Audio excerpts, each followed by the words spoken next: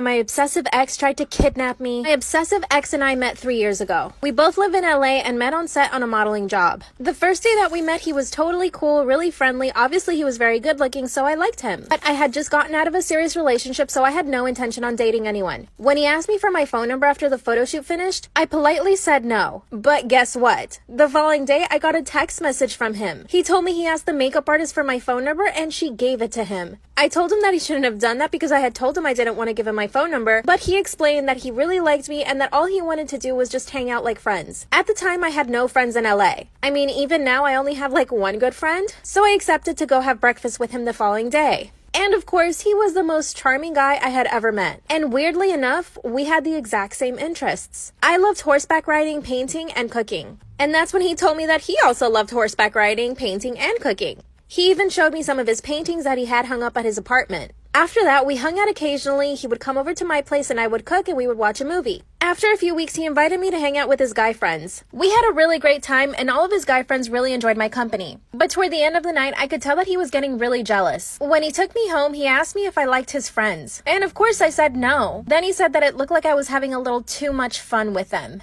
But here's the thing, the way he said it was really cute, like almost endearing, like I actually felt bad for him. So at that time, it didn't really freak me out. We didn't speak for a few days and I realized that I was actually missing him. So I reached out and asked him if he wanted to go on an official date. And he said of course. After that first date, he asked me to be his girlfriend and I said yes. Things moved really quickly after that. He moved into my apartment, we got a dog, and we met each other's families. For 2 months, everything was going really, really well. I was pretty happy with the relationship, I loved our new dog, and we were both getting a lot of modeling work individually. Especially me. I got a campaign with a pretty big designer and it was my dream come true. I had to travel to Italy for the campaign and he got very jealous. He started asking me questions like who's gonna be there? Do you already know the other models? And of course I didn't. I had no idea who was gonna be there or who the other models were gonna be. This was pretty much the beginning of the end. I was in Italy for 2 weeks, and while I was there, he would constantly call me, text me, check up on me. It even started affecting the work I was doing. I would run to my phone in between shots just to answer it so that he wouldn't think I was doing something bad. The photographer even asked me to put my phone away, and I did. Of course, this made him freak out. The following day, he shows up at my hotel. He told me that I needed to start behaving like his girlfriend. Then he started going to all the photo shoots with me. He would watch me like a hawk while I was working. After he acted really controlling and jealous in Italy, I decided to break up with him. When we got back to LA, I told him he needed to move out. He totally freaked out, grabbed my phone and threw it up against the wall.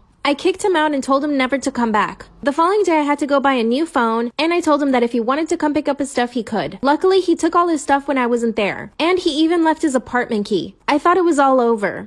3 days later, he started blowing up my phone asking if we could talk. I told him I didn't want him coming into my apartment anymore. We agreed to meet in the parking garage so that I could give him a few things he forgot, which of course he left in my apartment so that he had a reason to come back. He finally arrived and asked me to get in the car, but I told him I would not get in the car. Then he started crying and begging for me to get in the car. I had never seen him like this, so I got into the car. He instantly locked all the doors and wouldn't let me out. Then he started driving really fast. I told him to let me out of the car and he said no. I asked him where we were going, but he wouldn't tell me. We finally got into a red light and I managed to unlock the door and get out. I ran straight into a restaurant and I asked them to call the cops. But he came running in after me. Luckily, a few of the servers stopped him before he could reach me. I asked them to take him out and lock the door. I called 911 and told them everything. Within 2 minutes, a police officer was there. And when he searched my ex's car, he found rope, duct tape, and sleeping pills. The officer told me it would be easy to get a restraining order. I called my parents and they flew in straight away. They luckily arrested him that night. When my parents and I went to the police the following day, they told us that they let him out on bail and that they couldn't keep him in there because technically he hadn't done anything illegal. That's when it hit me. I was never going to be safe again as long as he was out there. Later on that day, I found out that one of his cousins is an attorney and that he would do anything to keep him out of jail. So I took it upon myself to do something. I called his modeling agency and told them about everything, and they dropped him from the agency. I moved out of my apartment and got a new phone number, but unfortunately, this hasn't stopped him from finding me. Sometimes I see his car around my neighborhood, and I know that he's made several fake accounts to follow me on Instagram. My parents want me to move back home, but I don't want to. I don't think I should live in fear of him. 2 days ago, he sent me an email and asked me if we could get together and talk. Of course, I said no, but maybe I can reason with him?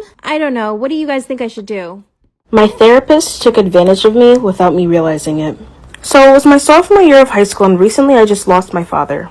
I didn't have any other man figure in my life since my father was the only one and my family was full of girls. My sisters and mother noticed I was becoming more depressed, so they recommended that I go to therapy. I really didn't want to because I didn't find it beneficial and I had a bad feeling about it, but I went anyways. So when I got there, we were asked the questions, I got my personal info, all that jazz. They basically did a reevaluation. They told us to come back next week to actually meet with a doctor to see if I wanted him or not. And so we did. So we'll call him Dr. Stewart. Dr. Stewart was really kind and gentle. He reminded me of my dad. I decided that I chose him to be my therapist since I met 3. He was really understanding and he was really nice. I actually didn't regret going to therapy at this point. He also said I was pretty, which no one really ever said to me before. He comforted me while I was crying, and midway of me crying, he ended up laughing. I was confused and stepped back, but you will not believe what he said next. Come back for part 2. I ended up looking up confused, and what he said next really set me back and shocked me a bit. He said I looked cute when I was crying and apologized for laughing. I said it was fine, and I said thanks, but I was still confused. After that, we continued talking more and the session ended. The next session, he asked me if I've ever done anything to hurt myself since there are other healthier ways to go about it. I showed him marks on my arm because I trusted him, and he touched them and said that they were beautiful scars and they are part of me now. But I shouldn't intentionally hurt myself again. I was confused but also flattered. We continued talking and we found healthier ways to release stress and we were both satisfied. When our session was over, I was kind of sad and said, I wish I could talk to you whenever and not just on scheduled days. He then brought in a piece of paper and gave me his number and said to keep it a secret since this wasn't professional. He said if I needed any more time to talk, just call him up or text him. I promised to keep it a secret. One day I felt a bad wave of depression and texted him. I asked if I could see him because I needed someone to talk to, and he agreed. So I ended up taking the bus to his house. And when I got there, you will not believe what happens next. Come back for part 3. So I asked if I could see him, and he said that I could as long as I kept it a secret. So I promised to keep it a secret. He ended up texting me his address and I ended up taking the bus over there. He lived in an apartment complex. So I went through the building and went up to his front door and knocked and he opened. He told me to come in and it smelled really good in there. He gave me a hug and asked me what was wrong. I started crying and breaking down and just talking about my problems. He ended up giving me advice and then out of nowhere he said he was going to be right back. He went to his room and grabbed the box. And he handed the box for me. He said he had a gift for me. So I opened it and it was this really pretty necklace. I told him thank you. Next thing you know, he ended up leaning in trying to kiss me. I asked him what he was doing. And he said, well, I thought this is what you came for. I looked at him in shock and said no. I ended up running out of the house and blocking his number. I told my mom that I wanted to change therapists and I've never told anybody about this. Lesson learned, always keep things professional.